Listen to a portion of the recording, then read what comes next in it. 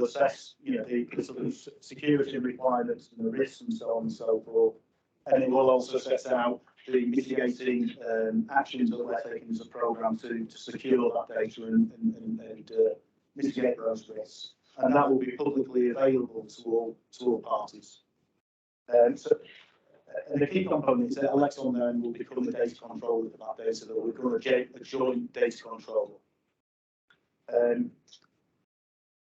Unlike we're then going to take a different approach to what the approach that was taken within the faster switching programme. So in the faster switching programme, the REC itself had quite substantial data protection clauses within the main body of the REC that could be utilised to cover the sort of the sharing and the use of production data. Those currently don't exist within the BSC. So the approach that we're going to be taking is that rather than the code covering the use of data, Elexon will be looking to agree data sharing agreements with each participant, and those data sharing agreements then will cover the use of production data for the purposes of testing. Again, this will be clarified within the DPIA that's due to come out at the end of this month. The current analysis suggests that MPAN, address, meter serial number are personally identifiable information, and as such, they're the key data items that we need to make sure that we secure when we're disabling testing. And then I think another key point there is that we're not intending to use real domestic consumers' consumption data for testing. That would clearly massively increase the amount of personal data that would be used. So the approach we're going to take there is that we're going to manufacture consumption data for MPANs that relate to consumers or individuals, I should say. I think there's a separate discussion that needs to be closed out around also using data which isn't associated to a domestic customer, i.e. is associated to an industrial or commercial customer. But certainly the intent is that we're not going to use any individual's real consumption data for testing. Okay, guys, the next slide, please. And this just provides sort of an overview of the approach that we're undertaking here. So these are sort of the activities that have been undertaken to get us from where we are today to being in a position that the industry is confident taking the data backups that you need in August, and then following that, providing data produced to us as a programme. So just sort of close that out. We're doing the DPIA until June. There will then be a set of recommendations that we produce to July, and then supporting that is that we will be confirming the data requirements to all participants, and also setting up, as per the DPIA, all of the security infrastructure that's going to be required, both for us to be able to take receipt of the data from participants, but also process that data then and provide it back out to participants at the relevant CIT and SIT stages. And then, next slide. And again, I think we've already sort of covered these elements, haven't we? So it's after sort of Lee and Don previously walked through.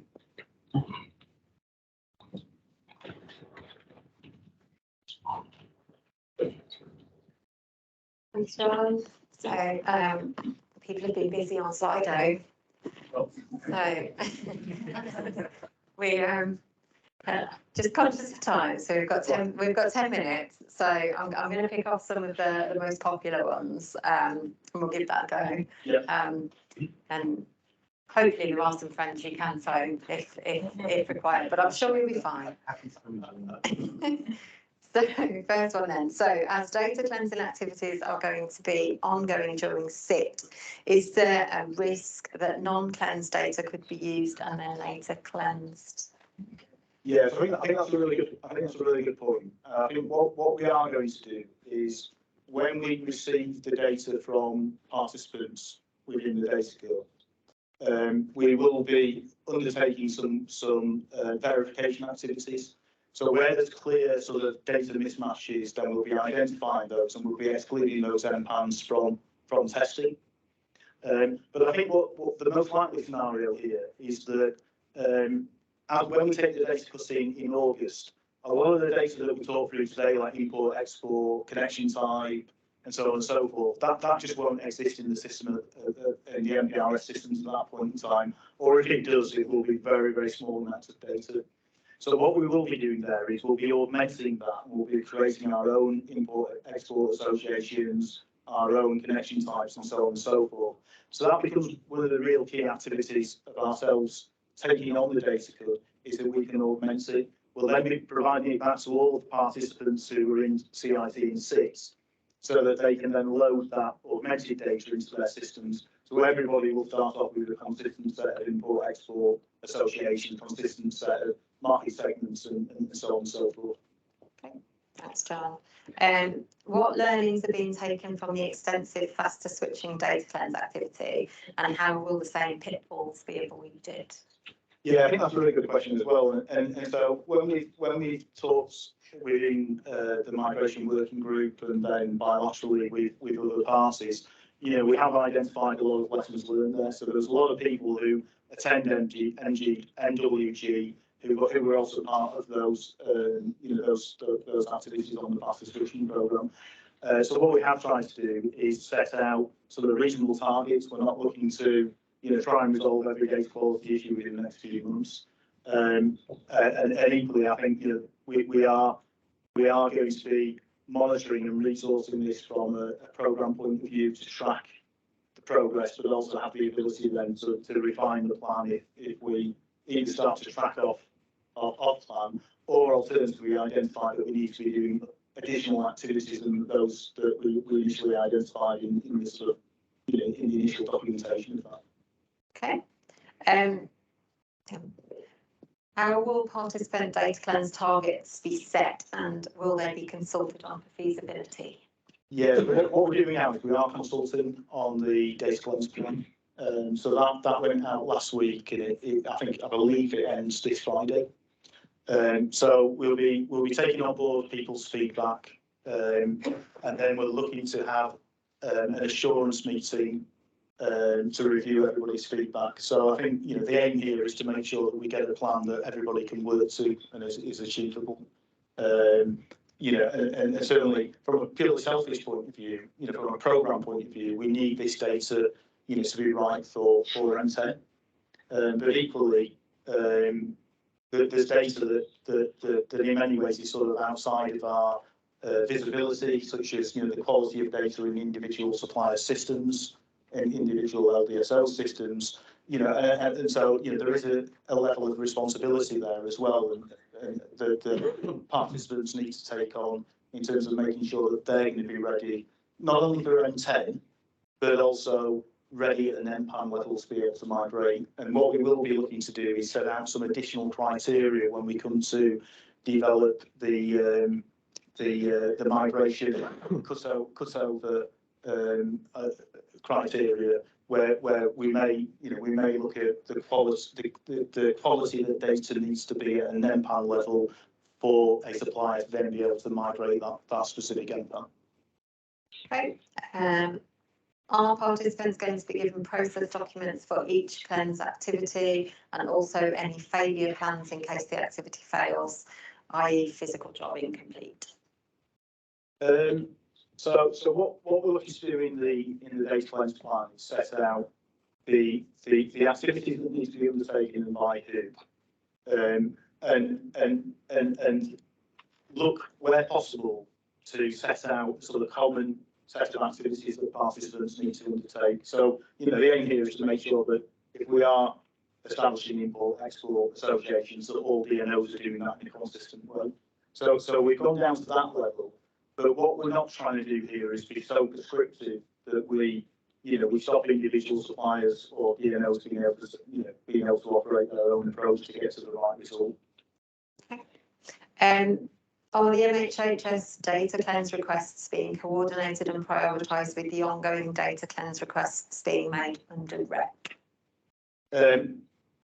Yes, I hope so. So we have had a number of discussions with REC, and what we're not looking to do is duplicate assurance. So if REC is assuring a particular area or the BSC under the current arrangements, we're not looking to duplicate that. But equally, a lot of the activities we talked about today are sort of brand new and are being driven solely by the programme, in which case, the programme will sort of take on responsibility for assuring and working with individual parties to, to achieve those outcomes. Okay. Where suppliers are supporting, not leading the data cleanse, at what point are they informed and using what process? Yeah, so what we've done now, we have a number of debates about this in the MWG. So the intent is that we use the existing STEP system to do that. So there's a number of activities that will be undertaken by DNOs initially. They may then have a number of exceptions that they can't resolve, and they're going to need suppliers or MEMs working under the supplier hub principle to resolve. So in which cases we're going to be using the STEP system. DNOs will provide files through to suppliers for investigation, and then we'll be what we have done in the data cleanse file is then set out sort of the monitoring that we're going to be doing as a programme. So we as a programme will also be looking at consistency across each party in terms of resolution. Okay. Running out of time, I'm trying to see which are the most popular now. So test data cut, when you say subset, what is the size and shape, and how will it be DPIA'd by our own or internal DPO team? Yeah, so what we will be looking to do, I think, to sort of clarify, the approach I set out there, we are looking now to only ask SIP participants to take it back up, and then we will also be asking those participants who are involved in SIP. I think at this point that will be LDSOs only, to provide data into us as a programme. So the impacts for CIT and SIP will only be related to those SIP participants, but equally the data that we'll be handling will be data from the LDSOs involved in SIT only. But just to sort of build on that, though, I think what we will be doing though is looking to use the data that we have obtained by that method to support end-to-end testing. So whilst we as a programme will be handling that data will also then be used across all SIP participants. And that's the aim of the data sharing agreement, is to make sure that each participant has that sort of legal coverage then in terms of Elexon becoming a joint controller, and then the data being used across all participants to complete it. Excellent. So last one then, I'll just pick at random, shall I? If suppliers do not have unmetered, will they need to test this functionality? That's probably a testing conversation and a qualification one. What I will say though, from a purely data point of view, if a supplier doesn't have unmetered MPANs in their portfolio at the moment, we will be able to provision those MPANs of that type to them so they can complete testing. But I think where the suppliers need to become unmetered is probably one for John. So we're currently analysing all of the SIP participants and which segments they're working in.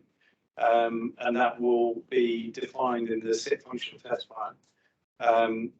We obviously note where there won't be full coverage for all participants based on the nature of their portfolios, and so we will be coming up with a solution for that.